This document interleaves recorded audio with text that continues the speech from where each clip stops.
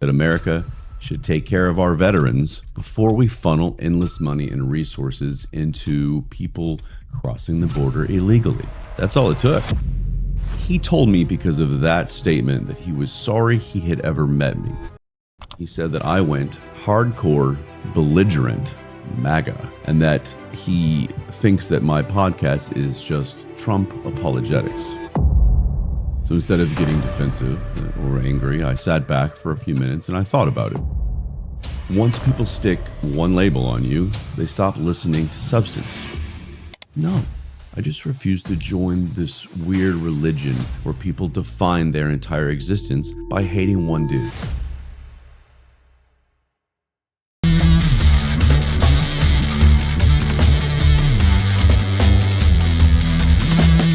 Welcome to Stay in the Fray podcast. I'm your host, Ryan. This is where headlines get hit hard, hypocrisy gets shredded, and the absurd are laughed at. If you want comfort, this isn't your place. If you want blunt and unfiltered, I'm your guy. Join me in the fray. All you gotta do is just listen up. All right. There's something I've never really talked about on this show, and I don't really have a reason to talk about it elsewhere, but it's been sitting with me for years. And I think it's something that we should talk about given the temperature between the rivalry that's out there between left and right and all the bullshit. So I'm going to open up a little bit. A few years back, during the worst wave of division the country has seen since the 60s, someone I cared about threw our friendship in the trash over a Facebook post of mine. It wasn't a fight, and it was not an insult anywhere. It was a post. And I said something that I still believe 100% today. I said, America should take care of our veterans, especially when many are homeless, suicidal, before we funnel endless money and resources into people crossing the border illegally. That's all it took.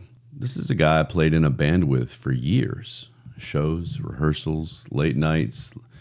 We even lived under one roof for a while. That place was fucking trashed. But memories. And he told me because of that statement that he was sorry he had ever met me.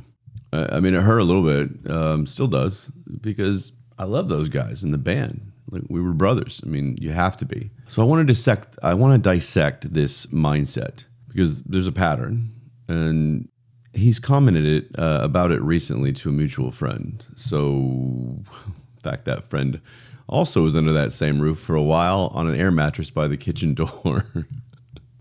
But come check out what he said, because this is interesting, and I think it says a lot about what I'm trying to do here on the show.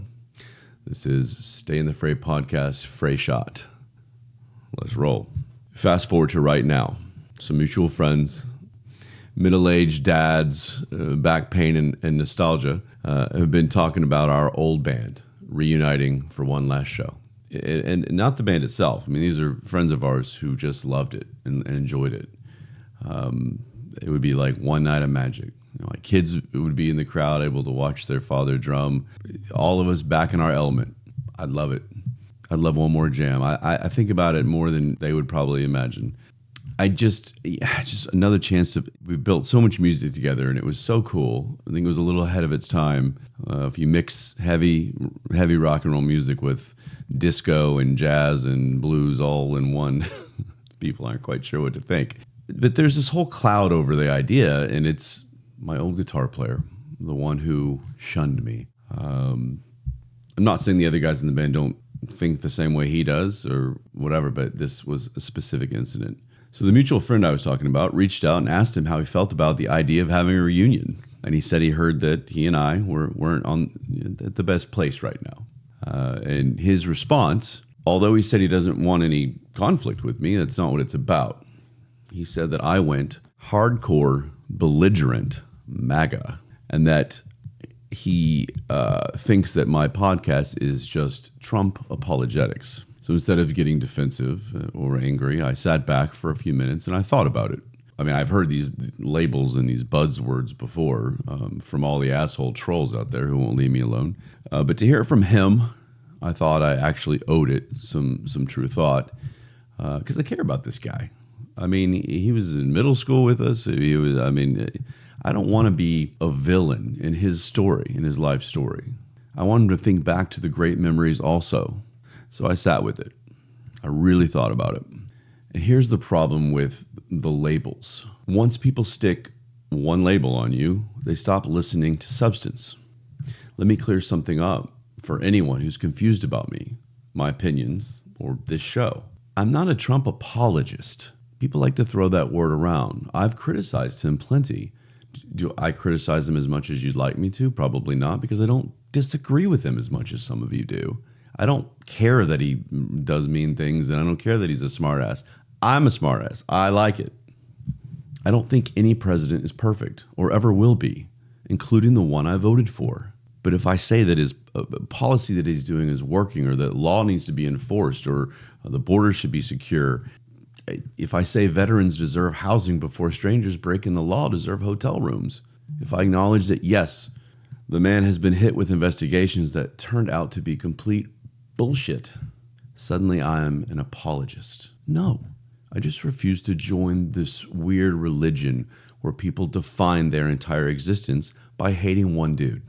They can't talk about crime in Minneapolis without shouting his name. They can't talk about federal arrest without turning it into some morality test about Trump. They can't acknowledge anything good without choking on their own rage. It's like a reflex. Something happens, blame Trump. Done. That's not politics, it's obsession. And I call it out because it's dangerous for this country and for us sitting here having our own opinions. And this idea that everybody who voted for Donald Trump is like one thing, MAGA, same hat, same brain, same beliefs. It is nonsense. We are business owners, union guys, parents, immigrants, veterans, suburban moms, people who voted for Obama twice, people who don't even like Trump personally, but can't align with the other side. There is no single MAGA person, just like there's no single Biden voter or liberal or conservative. We're all individuals, not fucking mascots. What I push back against on this show, specifically, isn't on behalf of Trump. It's against the mindset that treats millions of Americans like they're one hive mind, one stereotype to mock, fear, or dehumanize. You can disagree with me. Hell, please do. But at least disagree with what I actually think, not whatever label someone else has slapped on me. So here's where I'm at with my old guitarist. I'd love to see him again.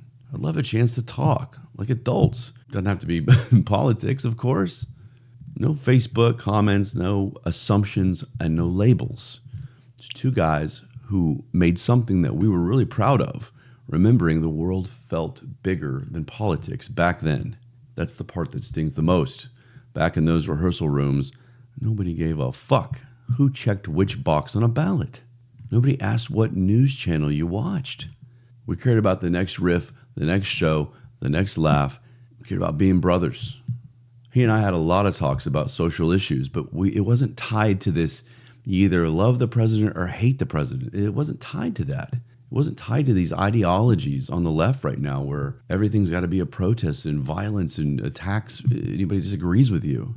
We talked about legitimate social issues and the differences we had between them, and then we go out and we fucking jam. If he ever listens to this, dude, I respect you. I don't want an argument at all. Apologies aren't necessary from any side. I just want that 5 minutes of real conversation where we stop being symbols of a fight that neither one of us started. I want us to be people again. You were one hell of a musician, my man. You one of the best guitar players I've ever heard in my life, and that's not an exaggeration. I was so lucky to play with you guys. All of you were such fantastic musicians.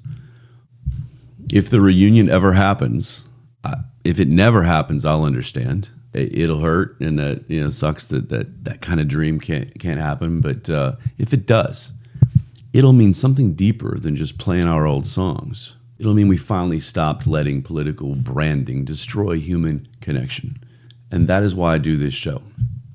Not to praise a politician, not to defend anyone's ego, but to defend my right and your right to think about being thrown into a box.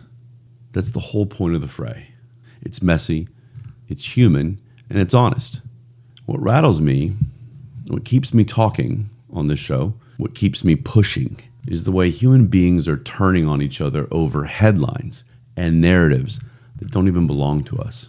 I'm not here to convert anyone at all. I'm here because I'm watching regular people get swallowed up by a mob mentality that punishes independence, isolates friends, and destroys connection.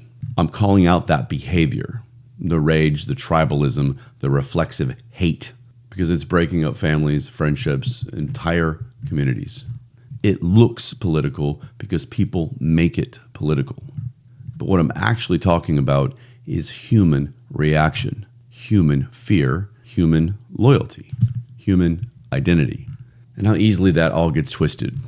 The Fray exists because I refuse to accept that two people can't disagree without burning their whole history to the ground. So tell me what you think. If anyone else has experienced this, if you know me and know the gentleman I speak of, what do you think?